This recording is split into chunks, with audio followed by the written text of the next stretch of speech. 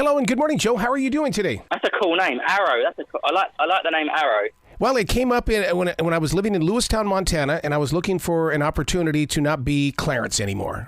Clarence is not a good radio name, so I thought, okay, let's change it. Let's become Arrow. Oh, I love that. That's great. I love it, man. Cool name. So where are you in the world? Where are you in the U.S.? In Charlotte, North Carolina. I grew up in Billings, Montana, but I wanted to come out here to the Carolinas to learn this thing called adult contemporary. This Michael Bolton guy, they say, was going to be big one day, and so was this Rod Stewart dude. It's like, oh, yeah? Well, I want to be a part of it. How about you? You know what? I've recently got into Michael Bolton. I can't believe how good that guy's voice is. I mean, I've become a fan of George Michael and Michael Bolton recently. I've seen some old videos of them singing. Amazing voices, man. Yeah, I'll tell you bring up George Michael. My God, that is a voice that is missing from our world right now. I realize we can go watch videos and stuff like that, but I miss his presence. Yeah, well, I recently watched a documentary about him on a flight, and I obviously knew about George Michael and Wham and some of his earlier songs, but I didn't realise the kind of songs he wrote and how beautiful his voice was when he sung like a cappella and stuff on like MTV Unplugged. Like, he's got an incredible voice. Yeah. So do you use music as part of your plan when it comes to feeling good in 15? Because, I mean, it's such a major part of our lives, but at the same time, it can also get in the way of focus. No, I'm a big fan of music. I talk about that in the book. So the book, Feel Good in 15, has 15-minute recipes, like delicious food. It has 15-minute workouts, and then I talk about 15-minute like daily wins and sort of lifestyle hacks. And one of the things is, listening to good music or music that either calms you down. So, I listen to certain classical stuff, but also listen to music that gets me going and motivated. So I think music's got a really amazing ability of shifting our mindset for a moment and helping us feel certain emotions. So, yeah, no, I'm a huge fan of music, and I listen to all kinds of stuff you would believe. I love the fact that you put recipes inside your book. And the reason why is because my wife and I are just fanatics inside the kitchen. Except the way that we pick out the recipes, Joe, is that we close our eyes and then we just open the book. And so then that's how we're able to do it. Because in this way, otherwise you're using opinion or you're using, just an interpretation. Oh, I don't feel like that. Well, you have to because you just picked it. That's a good idea. Just sort of just randomly, like a lottery kind of thing. Well, there's 60 recipes in the book. So hopefully you're into the type of food I'm creating. But yeah, there's also, like I said, the workouts. But the food's really about, it is quick because I've got kids, 3 children. I'm busy. I don't want to spend loads of time in the kitchen. But some of these recipes, they're great for the kids. It's batch cooking. It's family recipes that keep you all on track, help you as a family just feel good and eat better food on a regular basis. Well, we like things that are quick. I mean, I think that's the only reason why I don't like my air fryer is that it won't monkey up. So but you're right. We want things done quickly. Definitely. I think it's the key to success. I think, convenience and price will always win. This is why people, especially in the US, it's so much easier to just grab fast food, convenience food, get it delivered, and it's okay. I still enjoy those things. But if it's all day, every day, you're going to really struggle with your body weight. You're going to struggle with your health, your fitness. So it's trying to just believe that, what, I'm going to give it a go. I'm going to get back in the kitchen. I'm going to make something healthy. It could be a bolognese or a nice chili or a curry or something. Just giving yourself a chance to actually create something, enjoy that process, because when you create your own food and you fuel your body, you just feel so different about everything. Your life can truly transform by the food we eat, even without the exercise. If you just take that away for a moment and you just focus on healthy food, it can really revolutionize the way you feel mentally as well, like every day of your life. I think people should be making their own pasta at home because it creates conversation with those members of your family, and it takes time and there's patience. And then, I mean, it's like building a house. You have to start with digging a hole, and then you build the foundation. Yeah, I've actually not. I'll be honest with you. I'm not a trained chef, but I taught myself to cook on social media, and I can't believe I'm saying this, but I've sold 4 million cookbooks in the UK. I'm the second best-selling cookbook of all time, and it's just literally me making stuff randomly, right? But I actually learned for the first time ever. Jamie Oliver taught me how to make pasta. So now I know how to make pasta with 1 egg, 100 grams of Tipo 00 flour, and you roll it through the pasta machine, and you can cut it into all shapes. And I really enjoy it. I do it with the kids, and it's so much fun. Yeah, it is. So can a person over-manage their time? Because I'm a time freak, and I always tell people that I live a Google Calendar lifestyle. In other words, if it's not on my Google Calendar, it ain't happening today because I'm managing my time. Well, I think, often people, live a certain way. Like you said, you're busy, you've got loads of things on your diary. It's great to have a calendar, but you should factor in exercise and physical activity into your diary like it's a meeting, like it's like an important meeting that you won't miss. And, I think it's great to do that because when you plan ahead, if you plan ahead for the week, you say, right, I'm going to train 3 times a week. I'm going to do Monday, Wednesday, Friday. I'm going to slot it in, and it's non-negotiable. That's my time for me.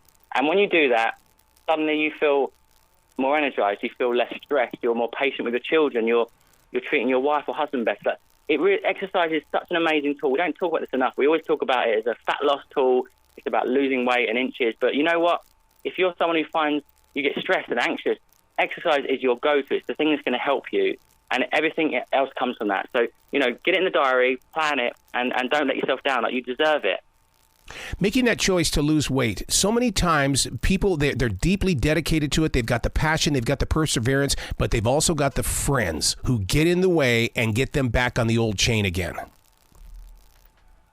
Yeah, I mean, it's very common that, if you have a partner that isn't supporting your diet or is bringing in all the foods that they know are going to, crack you. I often find for me, I kind of struggle with it at home. If there's loads of chocolate, ice cream, candy, popcorn in the cupboards, the pantry, I'm like a rat. I'm in there every night. You know what I mean? I'm all or nothing. So for me, it's I need to don't have it in the house. Have it as a treat when I go out. Buy things as a treat when I'm out and about and enjoy those foods. But when they're in the house, I've got such weak willpower with it that you've got to help yourself. If you know that when you have a biscuit or a cake, you have the whole thing, the whole packet.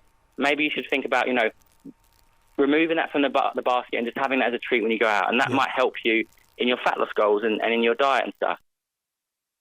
Getting started can be such a major struggle because we all become Debbie Downers on the second day of working out because your body hurts. How do we convince people or inspire people move through the mountain of pain? It's not going to be there forever.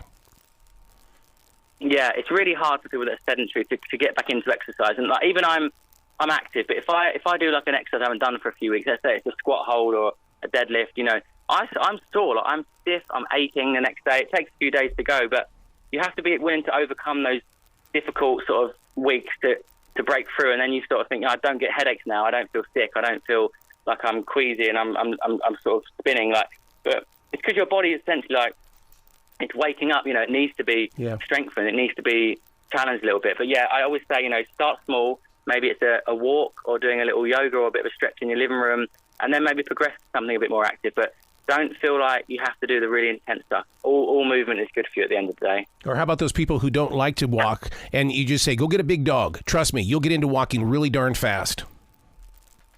Yeah, animals are a great way of getting outside. But I just think, just think about that message. Movement is medicine, and you deserve to feel good. You deserve to give yourself a chance to let some stress out. There's so many worries in the world. There's so many things happening that you almost need exercise. You need it as a vent, and you need to put good food in your body, because otherwise everything feels stressful, everything feels overwhelming, and then you're not sleeping and you're not eating well, and your digestive system is struggling, and it leads to illness and things that you could avoid. So much of what we're experiencing as a human race is coming down to the food we eat. We often think about the exercise, but the food we're putting in our bodies is really shifting and changing so much in our bodies that we have to get back in the kitchen. We have to take control and start cooking again. I love the way you said that movement is medicine, because don't we have to have movement in the way we think as well, and keeping a journal and being grateful for things? That's got to be helpful for the mind, body, and soul. Yeah, I talk about that in the book, the section for health hacks. I'm not someone who does a lot of journaling, but I do gratitude, daily lists. I might send it on WhatsApp or a text message to my mum or dad, just to say a few little things that I'm grateful for, and it makes you feel present. It makes you feel like you're not missing out and losing out, and you're not always chasing something, because you've got most of what you need probably right there with you. And so I do think gratitude is important. I think sleep routine is important. I think leaving the phone, trying to get to bed a little bit earlier, these things are difficult to embed at first because we're so addicted to our devices, we're so plugged in that we find it difficult. But you can form better habits. You can get to bed a bit early. You can sleep more. You can feel a bit energized, and it has a knock-on effect to the day. I always think getting an early night is an investment in tomorrow. Yeah. The book we're talking about is Feel Good in 15. You really take this seriously, and you activate your words, especially when it comes to Joe's Family Food. Yeah, I love it. So Joe's Family Food is one of my previous cookbooks, and I've always been about, basically I want to take the whole family on the journey. I think there's this thing around food that kids have kids food and kids menus in restaurants, and adults have adult food, but there's nothing more important than getting your kids into the kitchen and enjoying food. And the kids' food, and we're eating this and we're separate. I do think there's something really important with sitting and eating together. When it comes to you teaching yourself how to be a chef, how come I'm not seeing you with Gordon Ramsay or on one of those shows? Because I think you would do so well in one of those competitions. Well, I'm kind of I don't know. I'm a real self-taught cook. Like I learned, I'll be honest with you. When I was a child, I grew up in a low-income family on benefits. So we had very poor quality food. It was frozen. This is in 85, 90. Frozen food, a lot of ready meals. It was microwave dinners. It's just what we grew up on. And I'm really glad I eat different today. But ultimately, it was all we knew. It's all we could afford. But I just think for me, it's like I just like the basic stuff. I just like simple cooking, few ingredients, and I'm never going to be a proper Michelin star chef. That's not my aim. But I think the reason my books have done so well is because it is accessible, and it's actually things that you can actually look at and go, you know what, that looks delicious. I'm going to give it a go. And it might not come out looking the same, but it's going to taste great, and that's the most important thing. We're living in some pretty weird times right now when it comes to losing weight. It just seems like everybody in Hollywood is popping this so-called pill, and down they go. They look good. They look like they're happy and stuff. Joe, that can't be healthy, man. I mean, what you're giving to us is something that really builds up the body. Of course, taking a pill or doing, even you think about gastric bands and things, like it helps initially, but it doesn't deal with the psychological issues around food or your mental health. And so I think sometimes it is the hardest route. Doing the exercise thing and the cooking thing is a much harder option. So people will always take a shortcut. But if you think about what exercise and good food does to your mood and energy and mental health, it's worth the fight. It is a fight, and it's never easy. Like I say this to people all the time, it's not easy. Like it's always going to be a struggle. But when you get into exercise and you live a healthy life, your relationships improve, your happiness, you just feel happy, more energized, and it's just the only way to go. Like don't wait until you're in illness or sickness or like have a catastrophic mental health breakdown before you go, oh, you know what, now I'm going to look after myself, because nothing's more important than your physical mental health. No, see, I waited too long, because that's one of the reasons why I had a heart attack at the age of 47. But, man, I was given a second chance to get this body back in shape. So that's why I take this so seriously, because things like that sneak up on you. There's a reason why they call it the silent killer. Wow. So how has it changed your life since? What are you doing differently? Oh, my God. Eating. The way I eat, the way that I cook, the way that I take my daily walk. I do everything humanly possible to make sure that I am listening to this body. I've got to be able to have a partnership with it. Yeah, well, that's amazing. I mean, that's inspiring to hear, because so many people, they wait, but it's, good that you shared that, because now people might be saying, you know what, today I'm going to go for a walk, or I'm going to cook a recipe. So it's great you shared that, because so many people are just so low and so down, and they feel like they can never climb that mountain. But I just say, come back to that thing of small daily wins. Like, forget about tomorrow or next week. What can you do today? Like, can you go for a walk today? Can you get some fresh air and go to bed 1 hour earlier and put your phone down, or cook a recipe, or just make a little bit of breakfast tomorrow morning? Like, these things set you up for success. It's a step in the right direction, isn't it? So we've lived in this change, or this evolution of where we're getting our exercise programs. And I'm gonna ask you a simple question. Are you going to move towards the VR goggles, to where we can be working out with you in an atmosphere where it feels like that we are physically with you? Oh, I'm fascinated by AI, and I've been looking at the new the Apple Vision Pro. I think it's incredible, and I think you think that's level one, right? You think in 5-10 years where it's going to be. Oh my God! Accelerating so quickly. I mean, yeah, I like the idea of like virtual immersive work. If you put it on and you felt like you were with me and amongst thousands of people. Yeah, I mean, I'm sure one day I'll do it. At the moment, I'm not saying I'm doing, but definitely in the future. Because sometimes it's so difficult to do a workout in your living room or even in your bedroom, because the atmosphere of everything else going on around you changes your attitude. And it's like, I just want to go and be with Joe.